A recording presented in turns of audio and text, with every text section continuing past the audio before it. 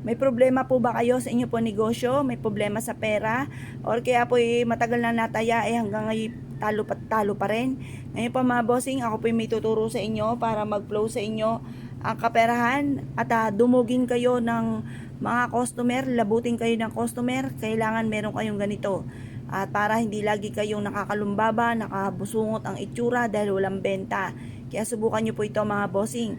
Proven po ito na maswerte. Gagamitan po natin ito ng bigas. Ang bigas ay isa po ito'y ginagamit mga bossing ko, lalo na kung kayo ay negosyante para maging masagana ang pamumuhay.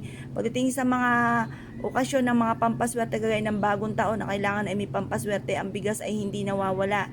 Ito po ay nakalagay sa hapagkainan para maging masagana ang pamumuhay. Kapag naman po bagong lipat ng bahay, gayon din. Ganon din po sa inyong negosyo. Kapag unang pasok, ang bigas ay hindi nawawala. Lagi po yan present mga bossing ko pagdating sa usapin ng pampaswerte. Ang bigas ay kasaganahan. Tapos gagamitan natin ito ng barya. Kaya naman naging ganyan ang barya ko mga bossing. Yung mga ginagamit ko lang sa mga pampaswerte ay nakababad na yan sa asin. Kasi kapag meron kang ganyan, tuloy-tuloy ang flow ng swerte lalo na sa pera. Ngayon pa mga bossing, bagamat may mga pagsubok kasi wala naman po tao na walang pagsubok. Kayo po ba may kakilala na tao na walang problema? Lahat po yan na may problema, iba't ibang istorya lang po tayo ng buhay. Ngayon po, kapag meron kang ganito at saka yung asin, kaya ako hindi nagpapawala po niyan, dahil para ang problema ay pagdadaanan lang at hindi tatambayan mga bossing. Kaya solusyonan ang mga problema. O ngayon naman, tambalan naman ito ng bigas at ganoon din ang ating barya. Ang barya mga bossing ko para mabilis gumulong ang magandang kapalaran, tuloy-tuloy ang pasok ng swerte, gamitan natin ito ng barya. Ang barya ay bilog para mabilis gumulong ang magandang kapalaran. Ang barya ay metal para mas maging fighter ka. Ang barya ay mas mabilis humatak ng swerte lalo na sa pera. Kaya ang barya ay hindi rin nawawala, pinapasabog pa nga po to. At ang kalansing ng barya ay nagtatawag ng swerte lalo na sa pera. Ito po mga bossing ko, isa sa mga subok na napakaswerte.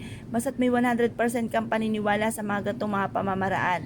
Ito po mga bossing ko, ang tambalang ito ay hawakan nyo mga bossing at kumuha po kayo ng ganito, tumarap sa may silangan ng mga 6:30 or kaya po ay alas 7. Matatapos ang ating mga pampaswerte hanggang alas 8 lamang po ng umaga, ibibilad nyo po ito. At syempre ang ating kahilingan, walang gamit na sana, direct to the point. Halimbawa, magkaroon ako ng maraming pera, magkaroon ako ng sarili ko negosyo na dito na ako yayaman, lumakas ang aking negosyo, manalo na ako ng limpak-limpak na salapi, or matanggap na ako sa trabaho. Pwede rin po itong pampaswerte sa bahay. Maglagay ka rin ng ganito na nakasabit sa may main door kasi nagtatawag po ito ng swerte. Proven po ito na maswerte, bitbitin kahit saan kayo magtungo. Mas mainam pa na huwag nyo ipagsasabi kapag kayo may mga daladalahin ganito.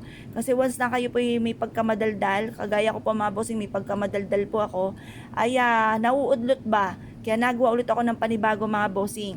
Kasi pag may nakausap ka na hindi naniniwala, sasabihin sa'yo, para kang siraulo, naniniwala ka sa gayaan.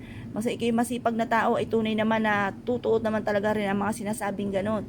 Kaya lang po, minsan, meron tayong sitwasyon na napakasipag po natin, pero parang sa walat-wala ang ating kasipagan. Para may patutungan na ating kasipagan, gamitin nyo po ito yung barya at ganon din po ang ating bigas. Proven po ito na napakaswerte basta't may 100% kang paniniwala. Kapag ikaw po'y gumawa ng ganito, minumungkahi ko po sa inyo na maging positibo po kayo. Sabihin nyo po sa isipan ninyo na kayo po ay magiging mayaman na, magiging matagumpay na, makakamit ang mga pangarap. Kasi once na nasa isipan nyo ay pangit, ay siya ay pangit nga din po nagaganap. Dalhin ito kahit saan kayo magtungo. Pwedeng iipit sa inyo pong unan, ilagay sa inyo pong bag or kaya sa inyo pong pitaka. Ang dulot po nito ay swerte, or ilagay sa bulsa para sundan ka ng kaswertihan.